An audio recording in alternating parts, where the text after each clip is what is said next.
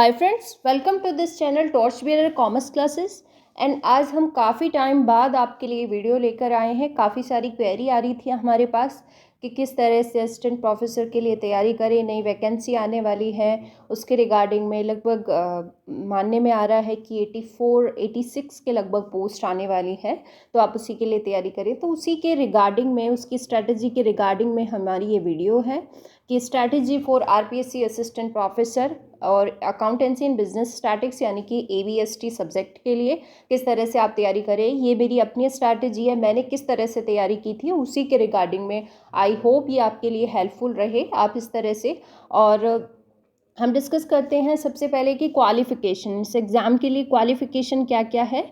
तो क्वालिफ़िकेशन हम यहाँ पर देखें तो सबसे पहले क्या है कि गुड एकेडमिक रिकॉर्ड में यानी कि आपको एटलीस्ट 55% से मार्क्स से क्या होना चाहिए, मास्टर्स होना चाहिए। और कैटेगरी वाइज इसमें कुछ रिबेट भी है, तो उसको आप देख लीजिएगा साइट पे जाके।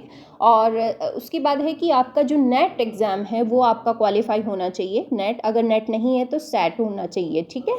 नेट, सेट एंड स्लेट या कोई भी एग्ज़ाम पास होना चाहिए इसमें, ठीक है। यूजीसी ये मिनिमम एलिजिबिलिटी टेस्ट है। सेट के अभी एग्ज़ाम फॉर्म निकले, एग्ज़ाम है 19 मार्च को है ना। आपने फॉर्म भी भरा होगा। जिनके नेट नहीं है वो सेट जो है राजस्थान स्टेट करवा रहा है और वो राजस्थान में एलिजिबल है असिस्टेंट प्रोफेसर के लिए। और थर्ड इसमें क्वालिफिकेशन है, अगर आप ये नहीं है और पीएचडी अवॉर्डेड है आपकी रेगुलेशन एक्ट 2009 के अकॉर्डिंग, तो आपको नेट, सेट एंड स्लेट से क्या है, एग्जाम मिल जाएगी। लेकिन 2009 के बाद तो आपको जो है रेगुलरली जो है आपको यूजीसी नेट पास करना ज़रूरी है, या फिर सेट भी हो सकती है आपकी।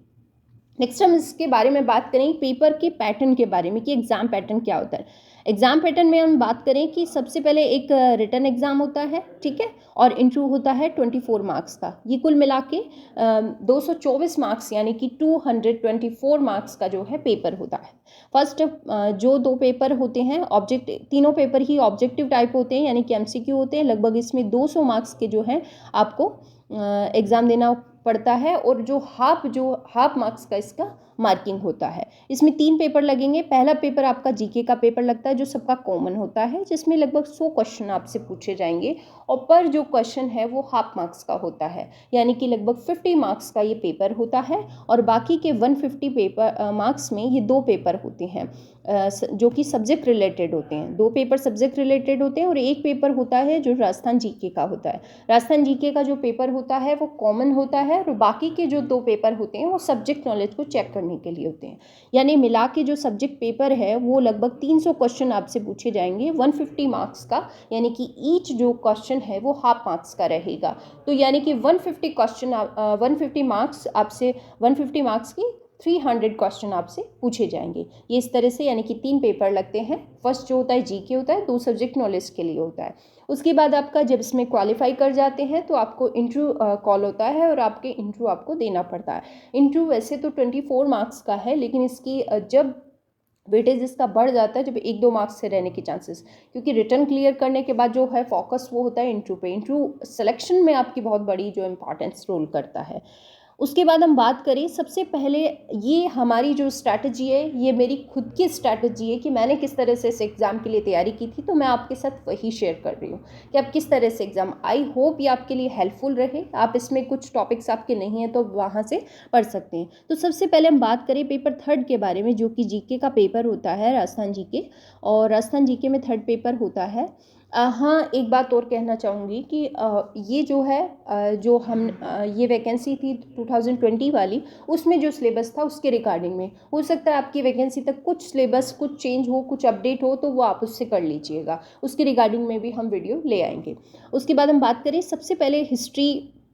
ये इसमें क्वेश्चन आते हैं history, art, culture, literature and heritage of Rajasthan, ठीक है। हेरिटेज ऑफ राजस्थान से क्वेश्चन आते हैं। उसके बाद इसमें ज्योग्राफी ऑफ राजस्थान आता है, और political administration system of Rajasthan से भी क्वेश्चन पूछे जाते हैं, और इकोनॉमी ऑफ राजस्थान से क्वेश्चन पूछे जाते हैं, और करंट अफेयर्स हो सकता है, ठीक है। करंट अफेयर्स के लिए आप रेगुलरली पेपर पढ़ें, और जो मैगज़ीन आती हैं 2 मंथ्स में या पर मंथ्स मैगज़ीन आती हैं, आप उनको काम में ले सकते हैं। या कई ऐसे वीडियो लेक्चर आते हैं यूट्यूब पे जो कि करंट अफेयर्स आपका तैयार कराते हैं, रोज़ वीडियो आती है, उसके लिए आप हेल्प ले सकते हैं। या राजस्थान का जो करंट अफेयर्स है आपको वो रेडी करना है। इसमें फिर उसके बाद है economy of Rajasthan. Economy of Rajasthan के लिए आप जो आर्थिक समीक्षा आती है, इकोनॉमिक सर्वे आता है राजस्थान बजट आने से पहले, उससे आप तैयार करें इकोनॉमिक ऑफ सर्वे, और राजस्थान की इकोनॉमिक सर्वे पढ़ें और जो बजट पढ़ें।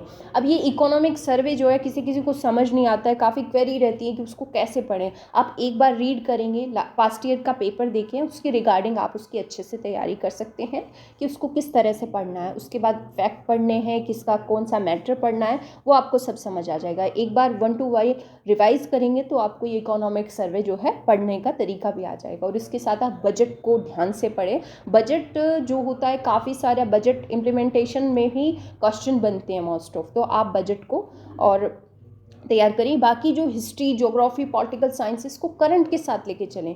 मान लीजिए करंट में कुछ अपडेट चल रहा है तो उसके रिगार्डिंग में उसकी हिस्ट्री पूछी जा सकती है, तो आप इस तरह से इन सारे सब्जेक्ट्स को तैयार करें। जिसमें political administrative system of Rajasthan के लिए आप पेनोरमा से तैयारी कर सकते हैं। पेनोरमा एक बुक आती है, अच्छी बुक आती है। और ज्योग्राफी ऑफ राजस्थान भी आप अच्छे से उसी से तैयार कर सकते हैं। History, art and culture and literature के लिए आप चाहे तो पेनोरमा ले लीजिए, चाहे लक्ष्य की एक गाइड आती है उसको भी आप पढ़ सकते हैं। मैंने उसी से तैयारी की थी तो मैं आपको उसी के रिगार्डिंग में बता रही हूँ कि काफ़ी अच्छा। बाकी अदरवाइज आपके पास राजस्थान जीके की जो बुक अवेलेबल है आप उससे पढ़ सकते हैं। क्वेश्चन के पैटर्न को देखिए, किस तरह के क्वेश्चन है, क्या आपको और अपडेट करने की ज़रूरत है। हाँ, ये मैं स्पेशली आपसे कहना चाहूँगी कि रेगुलरली न्यूज़पेपर आप ज़रूर पढ़ें और इकोनॉमिक सर्वे और अपडेट रहें, क्योंकि पेपर से क्या है, हम लोग अपडेट रहते हैं। इस तरह से आप अपना राजस्थान जीके जो है तैयार कर सकते हैं। कॉमर्स के जो स्टूडेंट्स होते हैं उनके सामने प्रॉब्लम यही आती है कि उनको राजस्थान जीके पढ़ने में बड़ी प्रॉब्लम आती है।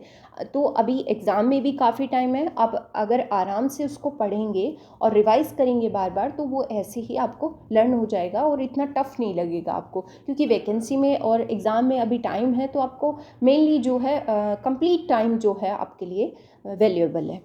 नेक्स्ट हम बात करें पेपर फर्स्ट, जो कि अपना सब्जेक्ट वाला होता है कि सब्जेक्ट में किस तरह से हम तैयारी करें।